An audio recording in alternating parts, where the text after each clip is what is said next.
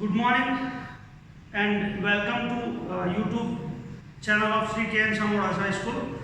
Now we are going towards Unit 3. Last time we completed Unit 2, right?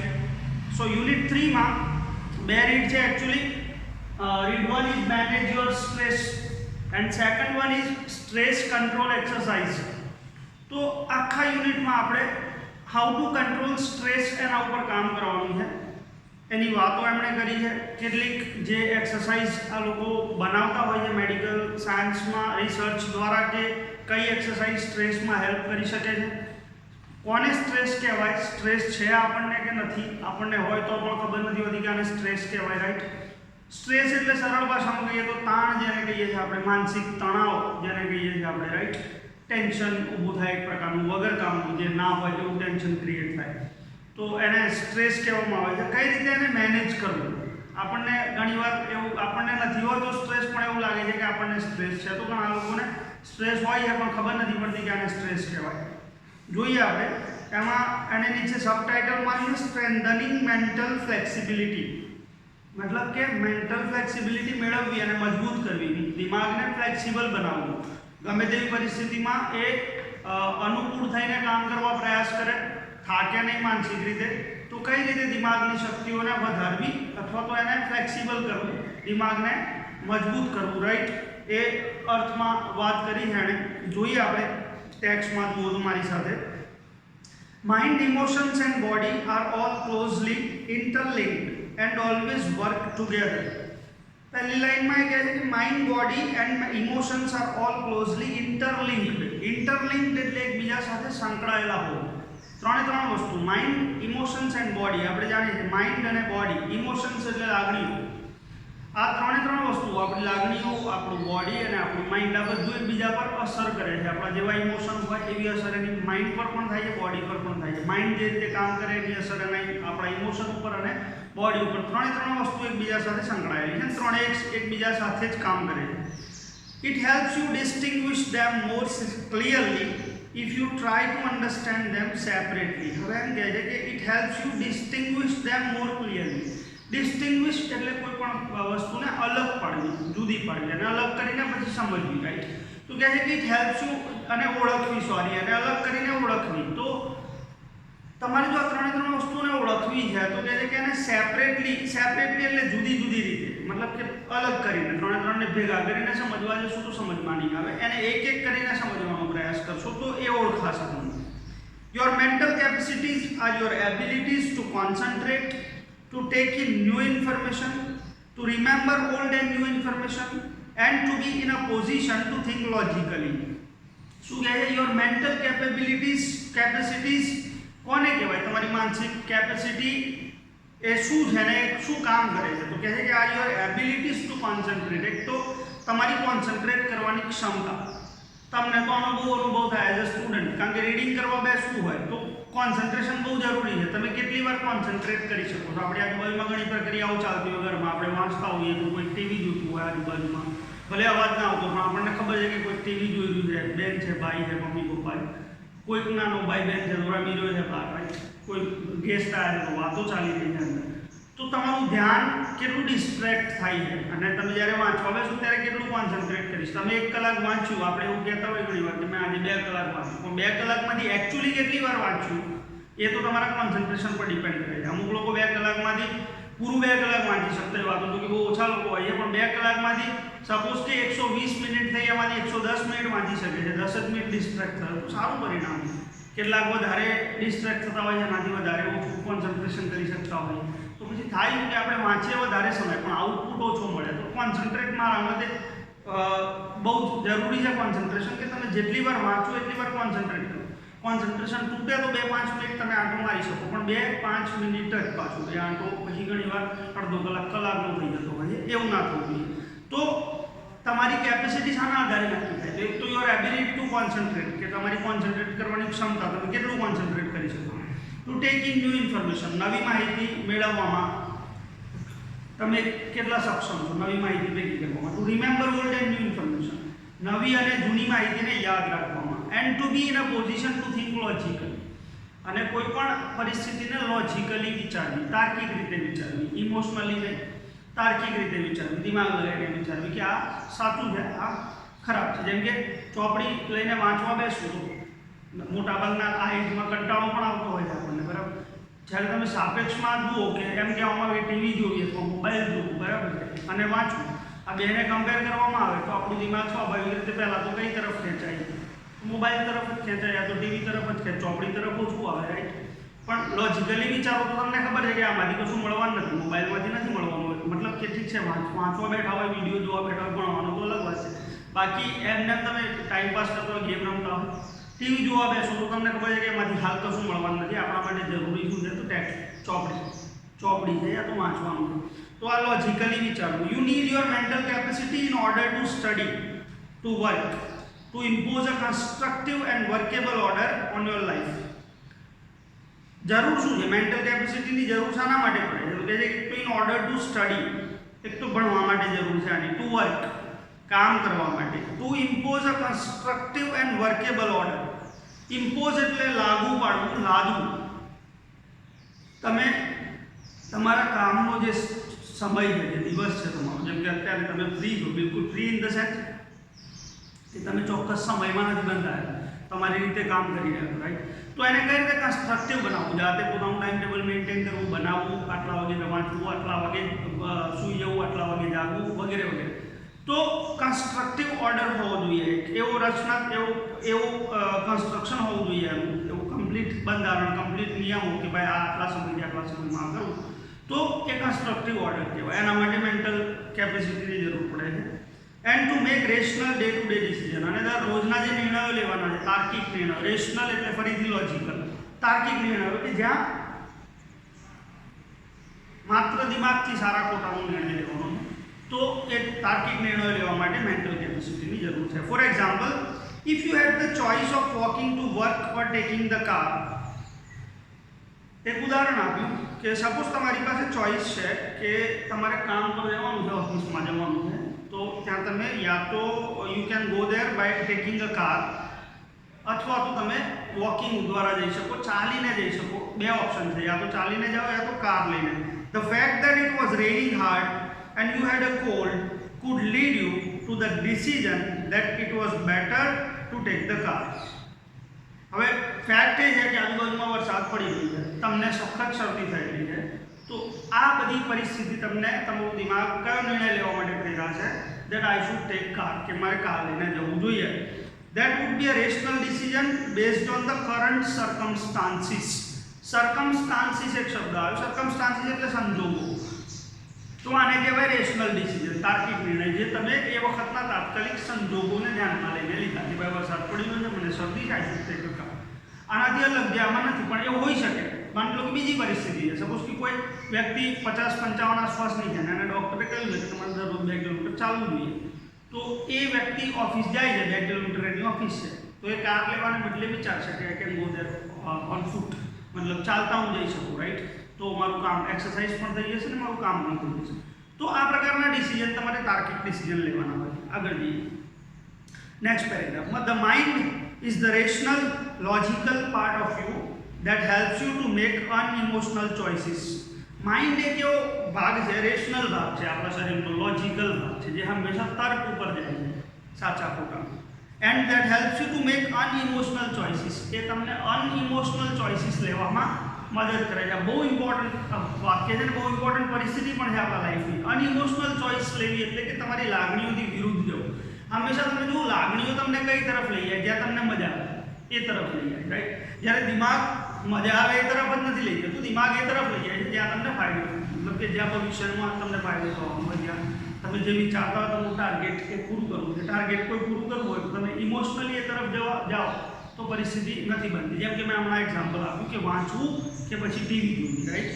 તો emotionally તમને ક્યાં આનંદ આવે છે, ઇમોશન્સની વાત કરીએ તો સ્વાભાવિક રીતે વધારે મજા તો ટીવી જોવામાં, યા તો મિત્રો સાથે બહાર જવામાં, યા જે પણ તમારી ચોઈસ હોય, રમવામાં મજા આવે, ક્રિકેટ, સ્પોર્ટ્સ રમવામાં, રાઈટ. પણ રેશનલ ચોઈસ શું છે? દિમાગ શું કહે છે કે ના ભાઈ, you are in 12th science, તમારો સમય કિંમતી છે, તમારી પાસે સમય ઓછો છે, તમારે સ્ટડીમાં ધ્યાન આપવાનું છે. આ દિમાગ કહે છે, આ અનઇમોશનલ ચોઈસ છે ને, અઘરી છે. બીજું એક સિમ્પલ એક્ઝામ્પલ આપું, તમારે શિયાળાનો સમય છે, સવારે વહેલા જાગવાનું વાંચવા માટે 5 વાગે 6 વાગે, રાઈટ? તો ઠંડી ઇમોશન શું કહે છે કે ભાઈ શું આરામથી, હે ને, બ્લેન્કેટ નાખીને, આ ઇમોશન કહે છે. પણ અનઇમોશનલ ચોઇસ દિમાગ કહે છે કે ના બધા વાંચવાનું છે ભાઈ, તો બેન, અને તારે આગળ વધવાનું છે. તો દિમાગ તમને અનઇમોશનલ ચોઇસ લેવામાં મદદ કરે છે. To store and retrieve information, એ ઉપરાંત ઇન્ફોર્મેશન ભેગી કરવામાં અને રિટ્રાઈવ એટલે કે પાછી લાવો, પાછી યાદ કરવામાં, જે ભેગી કરેલી ઇન્ફોર્મેશન છે એને ટુ ગેટ બેક, રિટ્રાઈવ પાછી મેળવવામાં મદદ કરે છે. ટુ ઓર્ડર એન્ડ કેલ્ક્યુલેટ, અને એ ઉપરાંત બધી વસ્તુઓને ઓર્ડરમાં ગોઠવવામાં, કે ભાઈ આના પછી આ, એન્ડ કેલ્ક્યુલેટ, અને ગણતરી કરવામાં. આ બધામાં દિમાગ કામ કરે છે. આમાં ઇમોશન્સથી ગણતરીઓ નથી થતી, ઓર્ડર નથી ગોઠવાનું, રાઈટ? તો આના માટે દિમાગ કામ કરે છે. It is the counter part to the emotion. આમ ઇક્વિવેલન્ટ, કાઉન્ટર પાર્ટ એટલે એક સરખું, કાઉન્ટર પાર્ટ એટલે ઇક્વિવેલન્ટ જેને કહીએ આપણે, કે એક સરખું છે. ઇમોશન્સને બિલકુલ લાગતું વળગતું છે. ઇમોશન્સ પણ એટલા જ જરૂરી છે, પણ માઇન્ડ પણ એટલું જ જરૂરી છે, રાઈટ? અને જ્યાં માઇન્ડની જરૂર છે, મેં કહ્યું એમ, ત્યાં ઇમોશન્સને ના લાવી શકું. A good example of the interaction between mind and emotion is exam nerves. સૌથી સારું એક્ઝામ્પલ જોવું હોય તમારે માઇન્ડ અને ઇમોશન્સના ઇન્ટરેક્શનનું, કે બંને વચ્ચે સંવાદ ક્યારે થાય, બંને ક્યારે ભેગા થાય છે, ભેગા થાય તો શું થાય, રાઈટ? તો આનું બેસ્ટ એક્ઝામ્પલ છે એક્ઝામ નર્વ્સ. એક્ઝામની ચિંતા, નર્વ્સ એટલે ચિંતા. અહીંયા એક્ઝામની જ્યારે ચિંતા થાય છે ત્યારે શું થાય છે? Your mental capacity has help you written what you have revised. તો કહે છે કે તમારી જે મેન્ટલ કેપેસિટી છે, માનસિક ક્ષમતા છે, એને it has help you written what you have revised. તમે જે પણ રિવાઇઝ કરીને બેઠા, જે રિવિઝન કરીને બેઠા, એને રિટેન કરવામાં એટલે કે એને જાળવી રાખવામાં તમારું દિમાગ હેલ્પ કરે છે. હા ભાઈ, મને યાદ છે કમ્પ્લીટ. સપોઝ કે આવતીકાલે એક્ઝામ છે, આજે આપણે તૈયારી કરી, આપણને ખબર છે કે આપણને યાદ છે. You know your stuff. Stuff એટલે આમ તો પદાર્થ, અહીંયા અભ્યાસક્રમની વાત છે. તમે જે પણ મટીરિયલ છે તમારું, તમે જાણો છો કે યુ નો યોર સ્ટફ. તમને તમારો જે પણ અભ્યાસક્રમ છે, જે પણ ટેક્સ્ટ છે, જે પણ સબ્જેક્ટ છે, એ ચેપ્ટર છે, એ યાદ છે તમને. But when you enter the exam room and start getting emotional by expecting difficulties and imagining failure, all of a sudden the carefully stored information is no longer available. ઘણા student સાથે આ બનતું હોય છે, એમને ખબર નથી હોતી આવું કેમ થાય છે. But when you enter the exam room, પણ જેવા તમે એક્ઝામ રૂમમાં પ્રવેશો છો બીજા દિવસે, and start getting emotional by expecting difficulties and imagining failure, અને એ વખતે કેટલાક સ્ટુડન્ટ્સ એવા હોય છે કે જે ઇમોશનલ થાય છે અને ડિફિકલ્ટી એક્સપેક્ટ કરે છે. તો પેપર હાથમાં આવ્યું નથી, એમને ખબર નથી પેપરમાં શું આવવાનું, જાતે જ વિચારે છે કે આ ચેપ્ટર વધારે પૂછાયું તો, આ ક્વેશ્ચન આવી ગયો તો, આ ક્વેશ્ચન ના આવ્યો તો, રાઈટ? આ પ્રકારની ડિફિકલ્ટીઝ જે એમના હાથમાં નથી, પેપર એમણે કાઢ્યું નથી, કે એમને ખબર નથી, એ બદલી પણ નથી શકવાના, પણ છતાં ઇમોશનલી આવું વિચારે છે. એન્ડ ઇમેજિનિંગ ફેલિયર, અને જ્યારે આવું વિચારે છે ત્યારે એ ફેલિયર પણ વિચારે છે, નિષ્ફળતા પણ વિચારે છે કે ભાઈ આવું થશે તો મને તો નહીં આવડે, આ ચેપ્ટર તો મેં તૈયાર જ નથી, લાઈક ડેટ વગેરે વગેરે. તો કેટલાક સ્ટુડન્ટ સાથે આવું બનતું હોય છે ને, આ ભયંકર પરિસ્થિતિ પેદા કરે. તમે સમજો, all of a sudden the carefully stored information is no longer available. અને થાય શું આના કારણે કે જે ઓલરેડી યાદ હતું એને, એ વસ્તુ પણ એ ભૂલી જાય છે. મતલબ કે એને સડનલી એવું લાગવા લાગે છે કે આ પેલી થિયરી તો મેં યાદ કરી હતી, હા હવે તો આ લીટી યાદ કરે છે, પેલી લીટી યાદ કરે, વચ્ચે બ્લેન્ક થઈ જાય છે, રાઈટ? તો પછી વધારે ટેન્શન થાય છે કે આ તો યાદ કર્યું હતું છતાં યાદ નથી, જે યાદ હતું એ પણ ગયું હતું, રાઈટ? એવું લાગે છે. અને આવું કેમ થાય છે સમજવું. Your emotions have barred the way to your inner information store. આવું કેમ થયું? તો તમે જે અંદર ઇન્ફોર્મેશન સ્ટોર કરી હતી દિમાગમાં, એના વચ્ચે અવરોધ આવ્યો. શાનો? ઇમોશન્સનો. એટલે પેલી જે ઇન્ફોર્મેશન બહાર આવવી જોઈએ દિમાગમાંથી, એ બહાર આવતી હોય ત્યાં જ અટકી જાય છે. એટલે તમને એવું લાગે છે તમે ભૂલી ગયા. એકચ્યુઅલી ભૂલ શું હતી તમારી, કે તમે ઇમોશનલ થયા, ખોટું એક્સપેક્ટ કર્યું, બેઠા બેઠા ખોટી ઇમેજિનેશન કરી. એટલે એક્ઝામ હોલમાં હું એવી સલાહ આપીશ તમને કે એક્ઝામ હોલમાં જ્યારે જાઓ ત્યારે બાકીની બધી ચિંતા છોડો, શાંતિથી રિલેક્સ થઈને બેસવાનો પ્રયત્ન. કારણ કે હવે કશું નવું થવાનું નથી. એક વસ્તુ સમજો, તમે નવું કશું યાદ નથી કરવાના, પેપર તમે ચેન્જ નથી કરી શકવાના. સો જે આવવાનું છે એને ફેસ કરવાનું છે બસ. તો પોઝિટિવ થઈને ચાલો કે હા સારું આવશે, જે આવશે હું સ્વીકારી લઈશ, હું કામ કરીશ, એમાં મેં પ્રિપેરેશન કરી. હવે જે કરી છે, જે કરવાનું હતું કામ, જે ટેન્શન લેવાનું હતું આગળના 8, 10, 12 દિવસમાં, 15 દિવસમાં, 25 દિવસમાં, કે 6 મહિનામાં, કે આખા વર્ષ દરમિયાન લેવાનું હતું, એક્ઝામ સમયે ટેન્શન લઈને કોઈ મતલબ નથી. બરાબર? જો તમે સારી પ્રિપેરેશન કરી છે તો પણ ટેન્શન લઈને મતલબ નથી પ્રિપેરેશન કરી તો પણ હવે તમે જે કરવાનું જે કામ ચૂકી ગયા હવે ટેન્શન લઈને કોઈ મતલબ નથી. સો જે પોઝિટિવ થાય. Do you find yourself reacting in any of the following ways? પછી એ પૂછે છે કે હમણાંથી તમને એવું લાગે છે કે નીચેના કેટલાક મુદ્દા આપે છે એમાંથી કોઈ રિએક્શન તમારું દેખાય તમારા અંદર, તો સમજવું કે તમને સ્ટ્રેસ છે એવું કે કયા મુદ્દાઓ આપે. You find it difficult to concentrate on things, કે તમે કોન્સન્ટ્રેટ ના કરી શકતા હોય વસ્તુઓ ઉપર. કોઈ પણ કામ તમે લઈને બેસો, પછી વાંચવાનું હોય બીજું કંઈ, પણ તમે વધારે કોન્સન્ટ્રેશન નથી કરી શકતા, તમારું ધ્યાન વારે ઘડી ઘટે છે. Your memory is letting you down frequently. બીજો મુદ્દો કહે છે કે તમારી મેમરી હમણાંથી તમને લેટ ડાઉન, એક ફ્રેઝ છે, ડિસઅપોઇન્ટ કરવું, નિરાશ કરવું. તમારી મેમરી નિરાશ કરી રહી હોય, મતલબ કે તમે યાદ કરવાનો પ્રયત્ન કરતા હોય સતત કોન્સન્ટ્રેશન સાથે, પણ છતાં યાદ ના થતું, એવું થાય છે. Next, you have lots of different things on your mind but can not grasp a clear thought. યા એવું બને છે કે you have lots of different things in your mind. તમારા દિમાગમાં ઘણી બધી વસ્તુઓ ચાલી રહી છે કે આમ કરવું જોઈએ, આ કરવું, આમ કરવું, રાઈટ? ઘણી બધી વસ્તુઓ પ્લાન કરો છો, but you can not grasp a clear thought. પણ ગ્રાસ્પ એટલે અહીંયા પકડવું, પણ તમે કોઈ એક ચોક્કસ વિચાર નથી પકડી શકતા, એક ચોક્કસ વિચારને લઈને નથી ચાલી શકતા, એક સ્પષ્ટ વિચાર, ક્લિયર વિચાર નથી આવતો કે આમ જ કરવું જોઈએ. You are often undecided these days and this is untypical for you. You are often undecided, યા તો તમે આજકાલ અનિર્ણિત થઈ ગયા છો, મતલબ કે તમે નિર્ણય નથી લઈ શકતા પ્રોપરલી, એવું બને છે કે. And this is untypical for you, અને તમારા માટે પાછું અનટિપિકલ હોય, અસાધારણ, સાધારણ ના હોય ઇન વિચ સેન્સ કે તમે પહેલે સારો નિર્ણય લઈ શકતા હતા 6 મહિના પહેલા કે 12 મહિના પહેલા કે અઠવાડિયા પહેલા કે 10 દિવસ પહેલા, રાઈટ? મતલબ કે નાનપણથી તમે આવા નહોતા, તમે સારા ડિસિઝન લેતા હતા, પહેલા ફટાફટ ડિસિઝન લેતા હતા. પણ હમણાંથી એવું થયું છે કે તમે ડિસિઝન નથી લઈ શકતા. હા, પહેલેથી તમે ડિસિઝન નહોતા લઈ શકતા તો એ તમારી પહેલેથી વીકનેસ છે, એ અલગ બાબત છે. પણ તમે લઈ શકતા હતા ડિસિઝન, હવે નથી લઈ શકતા, ઇટ મીન્સ કે કેટલાક દિવસોથી તમે સ્ટ્રેસમાં છો, જેના કારણે આવું બની ગયું. You make longer to do task that you were able to complete quite quickly before. યા તો એવું બની ગયું છે કે કોઈ કામ, ટાસ્ક એટલે કાર્ય, કોઈ કાર્ય કરવામાં તમને વધારે સમય લાગી ગયો છે, that you were able to complete quite quickly before.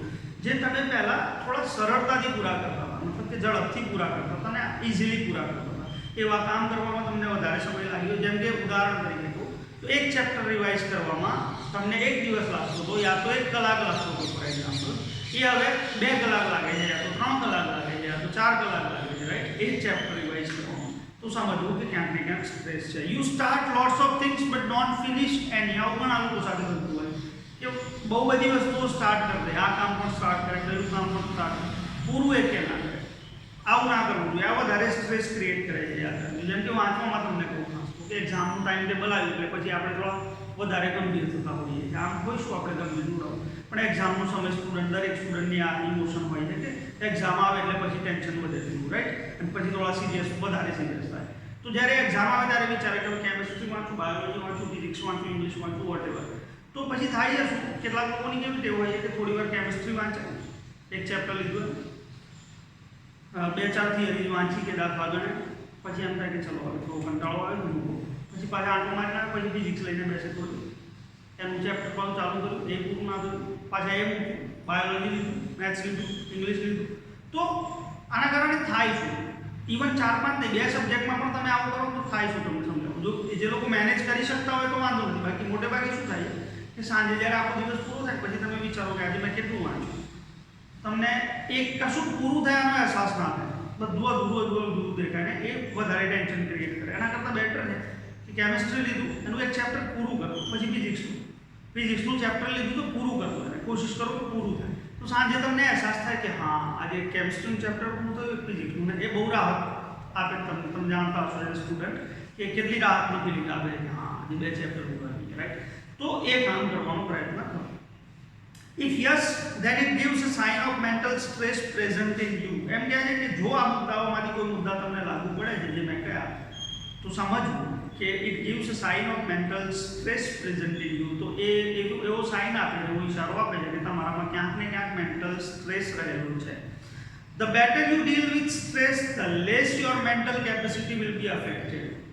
જેટલું તમે સારું ડીલ કરશો સ્ટ્રેસ સાથે, એટલી જ તમારી મેન્ટલ કેપેસિટી ઓછી અફેક્ટ થશે, મતલબ કે એને અસર ઓછી થશે. જો તમે ડીલ નહીં કરો તો એ વધતું જશે દિવસે દિવસ. The following exercise will help you build better stress resilience and rebalance yourself if your mental capacity has already started to suffer due to stress. તો હવે નીચે કેટલીક એક્સરસાઇઝ આપી છે તમને કે જે તમને સ્ટ્રેસ રેઝિલન્સ એટલે કે તાણ સામે કઈ રીતે અનુકૂળ થવું, એને દૂર કરવી, તાણને દિમાગને ફરીથી મજબૂત બનાવવું, માનસિક ક્ષમતાઓ વધારવી અને રીબેલેન્સ કરવું પોતાની જાતને. તો એમાં નીચેની એક્સરસાઇઝ તમને હેલ્પ કરશે, જે તમારું જે પણ પ્રોબ્લેમ થયો સ્ટ્રેસના કારણે એને દૂર કરવામાં એ તમને મદદ કરશે. બરાબર છે.